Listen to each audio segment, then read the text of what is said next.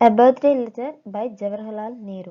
ஜவஹர்லால் நேரு தன்னோட பொண்ணு இந்திரா காந்திக்கு பர்த்டேக்கு விஷ் பண்ணுறதுக்காக எழுதின லெட்டர். இதுதான் நம்ம பார்த்துட்டு இருக்கக்கூடிய ப்ரோஸ். அண்ட் இது வரைக்கும் என்ன பார்த்தோம்? நைனியில் இருக்கக்கூடிய சென்ட்ரல் பிரிசமில் ஜவஹர்லால் நேரு இருக்கிறாரு. அங்கேருந்து தன்னோட பொண்ணுக்கு ஒரு லெட்டர் எழுதுறாரு. ஸோ அந்த லெட்டரில் என்ன மென்ஷன் பண்ணியிருந்தாரு? எல்லா தடவையும் நீ கிஃப்ட் ப்ரெசன்ட்ஸ் எல்லாம் வாங்குவ, இந்த தடவை என்னால் உனக்கு எதுவும் கொடுக்க முடியாது, ஜெயிலிருந்து எதையும் என்னால் அனுப்ப முடியலை. ஸோ இந்த லெட்டரை உனக்கு அனுப்புகிறேன். என்னோடய மைண்டும் சோலும் மட்டும்தான் இந்த கிரேட் வால்ஸ், அதாவது இந்த ப்ரிசனோட வால்ஸை தாண்டி அதால் மட்டும்தான் வர முடியும் அப்படின்னு சொல்கிறாரு. நெக்ஸ்ட் அதோட கண்டினியூஷன் என்னன்னு பார்ப்போம். You know, sweetheart, how I dislike sermonizing and doling out good advice. So தன்னோட பொண்ணுகிட்ட அவர் என்ன சொல்கிறாரு? உனக்கு தெரியும், செரிமனைசிங் அப்படின்றது ஒரு ப்ரீஸ்ட் ஏதாவது ஒரு செரிமனியில் வச்சு கொடுக்கக்கூடிய ஒரு அட்வைஸ் அல்லது ஒரு ரிலீஜியஸ் தாட்ஸ் மாதிரி. ஸோ அந்த மாதிரி செரிமனி கொடுக்கறதும் சரி, ஒரு நல்ல அட்வைஸ் அப்படின்னு சொல்லிட்டு சின்ன சின்ன அட்வைசஸ் கொடுக்குறதும் சரி, அது எனக்கு பிடிக்காது அப்படின்னு உனக்கு தெரியும். I have always thought that the best way to find out what is right, what is not right, what should be done and what should not be done is not by giving a sermon but by talking and discussing, and out of discussion sometimes a little bit of truth comes out. என்ன சொல்றாரு இப்போ? அதாவது I have always thought that the best way to find out what is right and what is not right, what should be done and what should not be done. அதாவது எப்போவுமே எது தான் best way, எது செய்யலாம் செய்யக்கூடாது, எது சரி எது தப்பு அப்படின்றது தெரிஞ்சுக்கிறதுக்கான சரியான வழி அட்வைஸ் கிடையாது, அடுத்தவங்களுக்கு அட்வைஸ் கொடுக்கறது கிடையாது. we should talk with each other, we should discuss. நம்ம அவங்கள்ட்ட பேசி அந்த விஷயத்தை பற்றி டிஸ்கஸ் பண்ணணும். and out of discussions sometimes a little bit of truth comes out. அப்படி டிஸ்கஸ் பண்ணும்போது ஏதாவது ஒரு சின்ன ட்ரூத் கண்டிப்பாக வரும். அந்த ட்ரூத்தை வச்சு நம்ம அதுக்கு மேலே உள்ளதை டிசைட் பண்ணிக்கலாம்.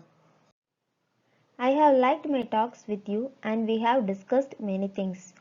எனக்கு உங்களோட பேசின அந்த டாக்ஸ் எல்லாமே ரொம்ப பிடிக்கும். நம்ம நிறைய விஷயங்களை டிஸ்கஸ் பண்ணியிருக்கோம்.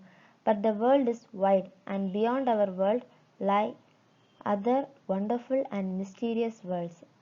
ஆனால் என்ன விஷயம்னா, நம்ம உலகம், நம்ம 2 பேருக்குள்ள பேசிக்கிறது இது மட்டும் உலகம் கிடையாது. இதை தாண்டியும் ஒரு ஒண்டர்ஃபுல்லான, ரொம்ப ஒரு மிஸ்டீரியஸ் அப்படின்னா ஸ்ட்ரேஞ்சான உலகங்கள் இருக்கு.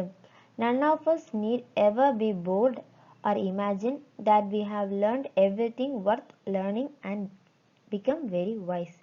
அதாவது எப்போவுமே யாருக்குமே போர் அடிக்காது. நம்ம படிக்க வேண்டிய அதுக்கு ஒர்த்தான எல்லாத்தையுமே படித்து முடிச்சிட்டோம், இனி படிக்க ஒன்றுமே இல்லை, நம்ம ரொம்ப அறிவாளி அப்படின்னு சொல்லி போர் அடிக்கிற லெவலில் இல்லை, படிக்கிறதுக்கு இன்னும் நிறைய விஷயங்கள் இருக்குது அப்படின்னு சொல்கிறாரு.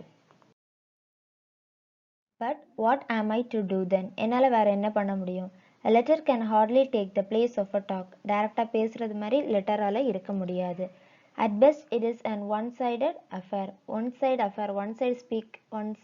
speech மாதிரி தான் இது இருக்கும். Imagine that I have made a suggestion to you for you to think over as if we really were having a talk.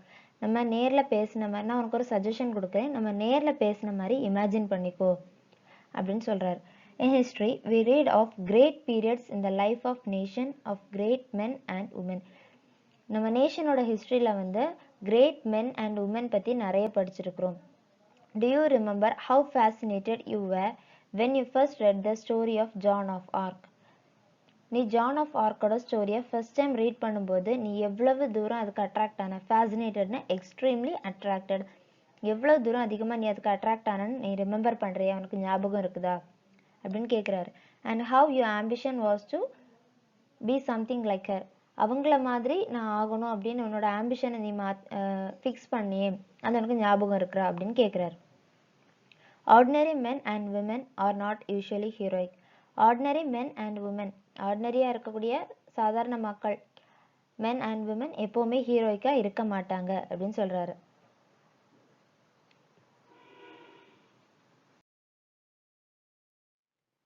They think of their bread and butter, of their children, of their household worries and the like. but a time comes when a whole world become interested in a great cause. அதாவது அந்த normal men and women, normal மக்கள் வந்து என்ன பண்ணுவாங்க, அவங்களோட லைஃப்பில் அவங்களோட குழந்தைங்க, அவங்களோட ஃபேமிலி, அவங்களோட வரிஸ், அவங்களோட டென்ஷன், அவங்களோட டியூட்டிஸ், இது எல்லாத்தையும் மட்டும்தான் திங்க் பண்ணிட்டு இருப்பாங்க. But a time comes when a whole people become interested in a great cause. ஒரு விஷயத்தில் எல்லாருமே இன்ட்ரெஸ்ட் ஆகிற ஒரு டைம் வரும். இந்த இடத்துல அவர் என்ன மென்ஷன் பண்ணுறாரு அப்படின்னு சொல்லிட்டு தரேன். நேரு வந்து ஜெயிலில் இருந்த டைம்னா கண்டிப்பாக அந்த ஃப்ரீடம் ஸ்ட்ரகிள் ரிலேட்டடான டைம் தான். ஸோ ஃப்ரீடம்காக மொத்த நம்மளோட இந்தியன் சிட்டிசன்ஸ் எல்லாரும் ஒன்று சேர்ந்து எதிர்க்கிற டைம் வரும் அப்படின்னு அவர் மீன் பண்ணியிருக்கிறாரு. தென் history helps even simple ordinary men and women to become heroes.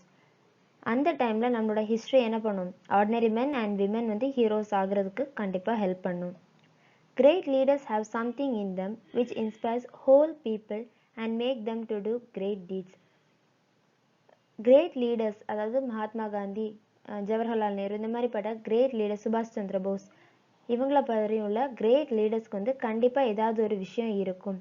அவங்கள பார்த்து நார்மல் பீப்புளும் இன்ஸ்பயர் ஆகி அடுத்தவங்களுக்கு நல்ல டீட்ஸ் பண்ணுறதுக்கு ஒரு சுச்சுவேஷன் கண்டிப்பாக வரும். In India, a great leader full of love for all who suffer and eager to help them has inspired our people to great actions and noble sacrifice. அப்படி நம்மளோட இந்தியாலையும் ஒரு கிரேட் லீடர் இருக்கிறாரு, full of love. அதாவது அடுத்தவங்களோட சஃபரை பார்த்து அவங்களுக்கு ஃபுல்லாக love காட்டி அவங்களுக்கு ஹெல்ப் பண்ணுறதுக்கு ரொம்ப ஈகரா அப்படின்னு எல்லாரையுமே இன்ஸ்பயர் பண்ண ஒரு கிரேட்டான அண்ட் நோபிள் சாக்ரிஃபைஸ் பண்ண லீடர்ஸ் வந்து இந்தியாலையும் இருக்கிறாங்க.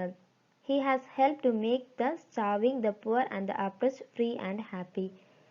அவர் என்ன பண்ணியிருக்கிறாரு, ஸ்டார்விங் அதாவது எக்ஸ்ட்ரீமாக வந்து பாவர்ட்டிலேயோ இல்லை ஹங்கரில் வந்து கஷ்டப்படுறவங்க, ஸோ அப்படி எக்ஸ்ட்ரீமாக கஷ்டப்படுறவங்க, ரொம்ப புவராக இருக்கிறவங்க, அண்ட் அப்ரெஸ்ட்னா ரொம்ப க்ரூவலாக எந்த ஒரு ஃப்ரீடம் எந்த ஒரு ஆப்பர்ச்சுனிட்டியுமே கிடைக்காம கொஞ்சம் பேரை வந்து கவர்ன் பண்ணுவாங்க, ரூல் பண்ணுவாங்கள்ல, அப்படிப்பட்டவங்களையும் ஃப்ரீயாக ஹாப்பியாக வைக்கிறதுக்காக அவங்களுக்கு ஹெல்ப் பண்ணவங்களும் இந்தியாவில் இருக்கிறாங்க அப்படின்னு மென்ஷன் பண்ணுறாரு. ஓகே, இன்னைக்கு இது போதும். And meanings. Sermon, ceremony with religious or moral talk of priest. ஒரு ப்ரீஸ்ட் செரிமனியில் கொடுக்கக்கூடிய ரிலீஜியஸ் அல்லனா moral talk. Fascinated, extremely attracted, அதிகமாக அட்ராக்ட் ஆகுறது. Deed, a brave or noble act, ரொம்ப கிளவரான ஒரு செயல். Starving, suffering from hunger, ஹங்கரில் சஃபர் பண்ணுறது. Oppressed, governed cruelly, having no freedom or opportunity, எந்த ஃப்ரீடமோ ஆப்பர்ச்சுனிட்டிஸோ கொடுக்காம ரொம்ப க்ரூவலாக ரூல் பண்ணுறது தான் அப்ரெஸ்ட். ஸோ இன்னைக்கு என்னெல்லாம் பார்த்தோம். ஃபர்ஸ்ட், அவர் ஜெயிலிருந்து எழுதின லெட்டர்.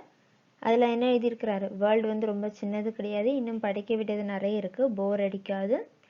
அது மட்டும் இல்லாமல் அட்வைஸ் கொடுக்குறது சொல்லியிருந்தார். அட்வைஸ்ன்றது பிடிக்காது, எப்போவுமே அட்வைஸை விடையும் நம்ம பேசி டிஸ்கஸ் பண்ணி அதிலிருந்து ஒரு டிசிஷன் வந்து நம்ம மேக் பண்ணணும் அப்படின்னு சொன்னார். அப்புறம் என்ன சொன்னார், இது வந்து நம்மளோட இந்த லெட்டர் வந்து ஒரு ஒன் சைடட் அஃபேர் மாதிரி, ஒன் சைடில் தான் நம்ம பேசியிருக்கோம், நீ வந்து நான் நேரில் பேசின மாதிரி இமேஜின் பண்ணிக்கோ அப்படின்னு சொன்னார்.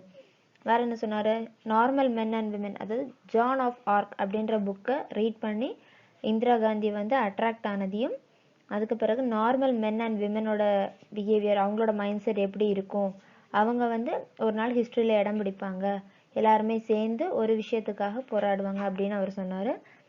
அப்புறம் கிரேட் லீடர்ஸை பார்த்து normal men and women, normal people வந்து எப்படி அட்ராக்ட் ஆகி அவங்களோட இன்ஸ்பிரேஷன் மூலமாக நல்லது, ரொம்ப கிரேட்டான டீட்ஸ், நல்ல ஆக்ட்ஸ் எல்லாம் செய்கிறது, இதை பற்றி எல்லாமே அவர் பேசியிருந்தார். அது போக அப்படி ஒரு இந்தியாவில் அப்படி ஒரு லீடரை பார்த்து ரொம்ப புவராக இருக்கவங்க, ரொம்ப ஸ்டார்விங் ஹங்கரில் கஷ்டப்படுறவங்க, அப்ரெஸ் பண்ணி இந்த க்ரூவலான கவர்மெண்ட்டில் மாட்டிகிட்டு இருக்கிறவங்க, இவங்க எல்லாரையும் ஃப்ரீ பண்ணி அவங்களுக்கு ஹாப்பினஸ் கொடுக்கறதுக்கான ஒரு லீடர் இந்தியாவில் இருக்கிறத பற்றியும் அவர் சொன்னார்.